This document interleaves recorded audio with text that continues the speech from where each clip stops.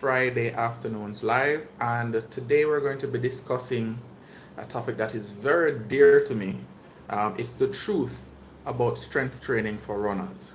Now, I know that there are a lot of persons who, even though they're involved in sporting activities, they are a little bit scared of going into the gym and doing any strength training for various reasons. The common thing I will get from the female population is that they're afraid that they're gonna get, really big and muscular and bulky. From the male side, sometimes you'll get that kind of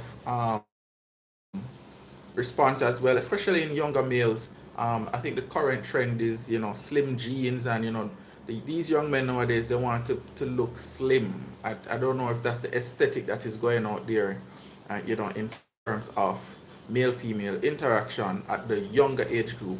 But they tend to want to remain, in this kind of slim build type of thing, right? But there are a lot of positives around strength training for athletes and for people who are involved in sports where running plays a major factor, right? And just going to dive right into them, not in any specific order, but listing them out as they come. All right. So one, very important, is injury prevention, and strength training plays a very vital role in helping to prevent injuries.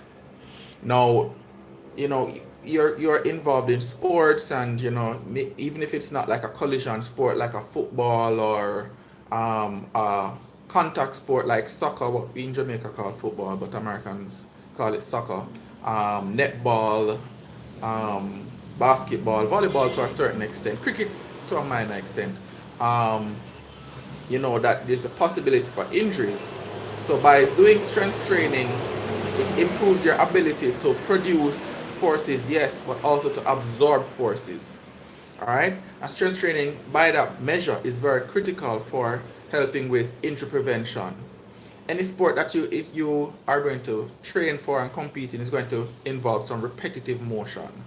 And for that reason, you want to strengthen up the muscles to be able to absorb those types of loads. You want to strengthen up the joints themselves in order to help to reduce the type of injuries that we call repetitive injuries, and also some collision type injuries, because the more you're able to absorb certain forces is the less likely it is that those forces are going to cause injuries. All right. Some of the common injuries that strength training can help to reduce is shin splints, IT band syndrome, runner's knee, certain types of shoulder injuries in people who do overhead sports. So if you do a lot of swimming or any sport that involves you moving the hand over your head, like swimming, like volleyball, like cricket, like basketball, where you have to throw the hands up to block shots as well as to actually take a shot at the basket. Those types of repetitive activities can be reduced by strategically strengthening up the body. All right, so by incorporating exercises like rotator cuff strengtheners, squats, lunges, planks, those help to tighten up the control of the muscles around the joints and therefore reduce your injury risk. All right, so number one, injury prevention. And we all know that injuries are part of sport, right? It's not as if you can completely prevent injuries, but you can help to reduce the possibility of getting an injury. All right. So I would encourage you, if for none of the other reasons that I'm going to express on this slide, that for the injury prevention benefits, that you get on a proper strength training program. Okay. The other one is improving your movement economy, right? For those of us that do running sports like track and field, that will improve your running economy.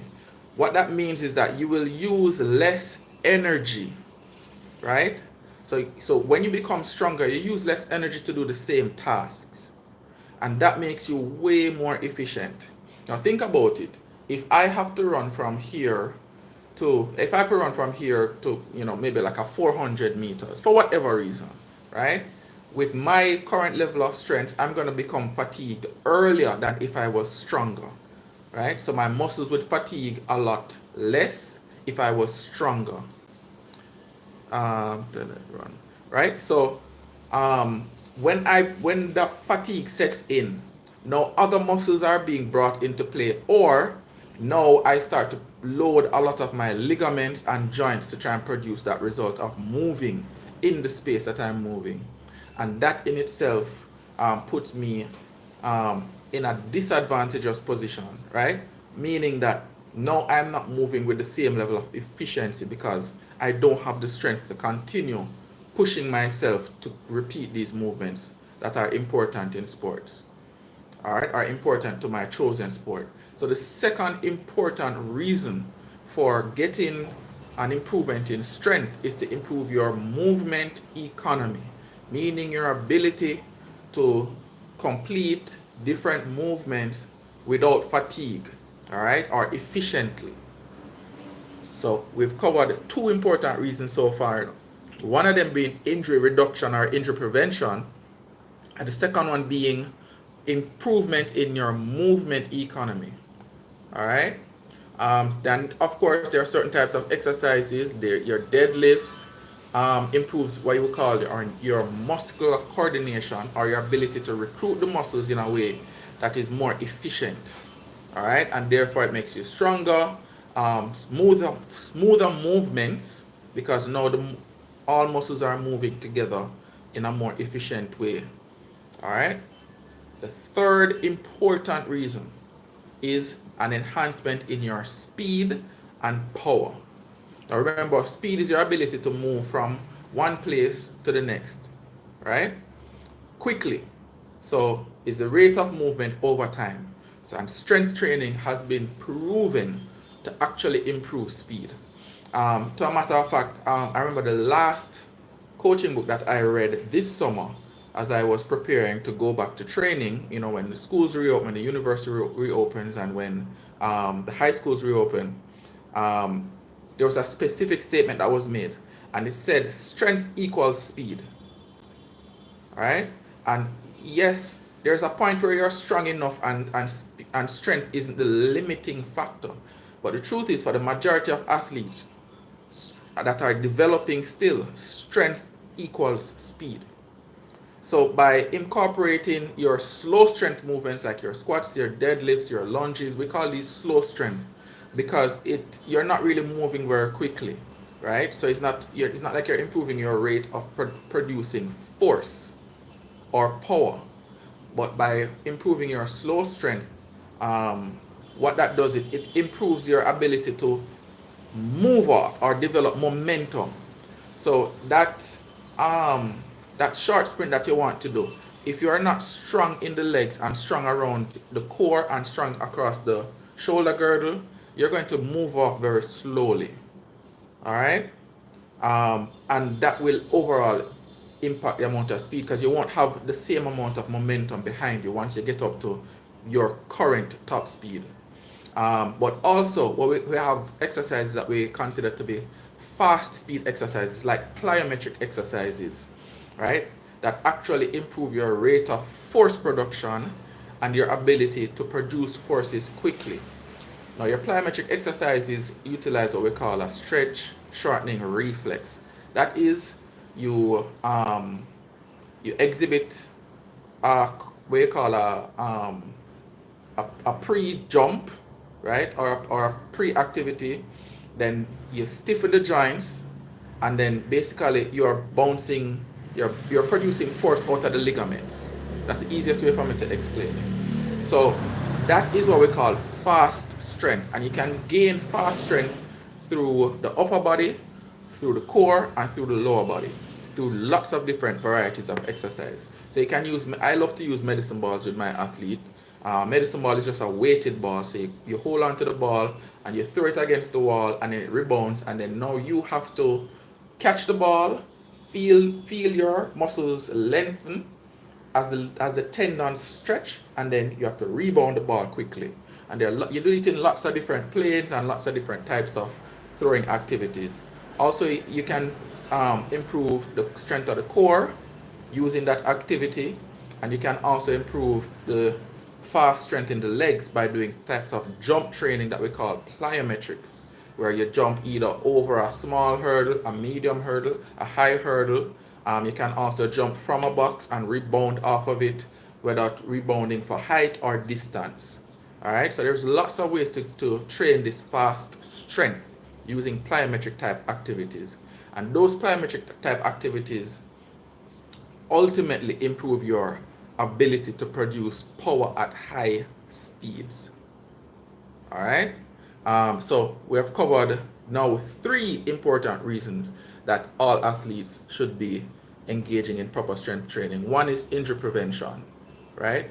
The second reason is improving your movement economy, or your ability to do the same exercise or complete your sport with far less energy. And the third one being your improvement in speed and power. All right. The fourth important reason, and I mean, when you think about it, it's going to seem very counterintuitive, is to improve your endurance. All right. So let's think about it from this point of view. If I have a cup full of water, right? And now let me not put it that way. If I am strong enough to move my body weight, but no stronger. So let's say I can do a body weight squat, right? And you ask me to do as many body weight squats as I can. And I go, all right, I start doing this squats, like, I'm going up and down and I'm squatting. I'm going to fatigue a lot faster than if my legs are strong enough to squat 2 times my body weight. Because now, if I train myself up to squat 2 times my body weight, squatting my body weight is such an easy task that I can go for way longer just repeatedly doing body weight squats without becoming fatigued. And that's what we call endurance, your ability of the muscles to do work over time. So by getting stronger, you improve your body's and your muscles' ability to do work for an extended period of time. There are limits to it, of course, but the general principle applies that strength not only equals speed, but our strength not only improves speed to a large degree, but it also improves endurance.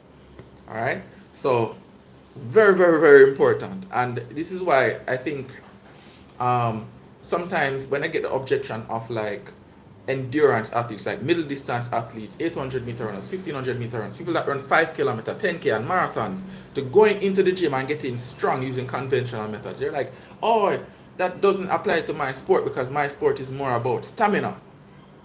Well, if you become stronger, and especially if you improve the strength across both limbs and both sides of the body, and especially through what we call certain fascial planes, your endurance automatically improves. So the whole idea of, I'm an endurance athlete, I run 5K, I run marathons, I don't need to do any strength work because this is not what I do. Going in the gym gonna make me a bodybuilder. That's not true, right? Going into the gym and with a properly targeted workout is actually going to improve your endurance, because you're going to be able to move for longer periods of time without fatigue. All right. So we've covered already now, we've covered 4 points. We've covered the injury reduction or injury prevention. We've covered an improvement in your movement economy, your ability to move effortlessly or with less effort and being more efficient. We've covered an improvement in your speed and power, and we've improved your endurance through strength training. And we're going to cover now another important, and I think possibly in terms of producing dynamic athletes, that is athletes that are able to learn quickly, adapt quickly, and outshine their competitors. Balanced muscle development. And hear me, listen good.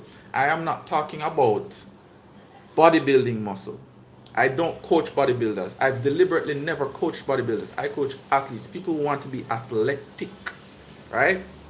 You have to balance out your muscle development. Otherwise, you will end up with these weak links in your performance, and you don't know where these weak links come from. You just know that you become fatigued at a certain point, or no matter how hard you try, you're not responding properly in training or in the competitive zone to the different requirements of your sport. You won't know. What is happening is that you have an imbalance in your muscle development, whether it is right side stronger than left side, whether it is lower body way too strong for your upper body, whether it is core way too weak to allow the transference of force from the ground up, because on this planet all force comes from the ground. As long as you're standing on planet Earth competing in a sport, all force starts from the ground up. Your ability to kick a ball starts first with your stability on the ground. From the ground up, all forces flow. All right? So if the core is too weak to allow the transference of that force, you will never become the athlete you're meant to become. It just won't happen. Right? There are other what we call fascial slings, or groups of muscles that are very finely interlinked. So there are slings that cross your body that move from the lower body, from, let's say, from the right big toe, comes up the leg along the front of the leg, and then crosses over once it gets to the abdominal and crosses over to the opposite shoulder. Those slings are part of the reason why when people run, they tend to do a kind of crossing motion like this. All right? So if you're not balanced in that way either, it won't work out. So we've covered those 5 important reasons to get into the gym, to get your strength training done, and to get it done properly. I hope I've actually given you guys a lot of value through this discussion, and I hope to see you on the next live. Thank you.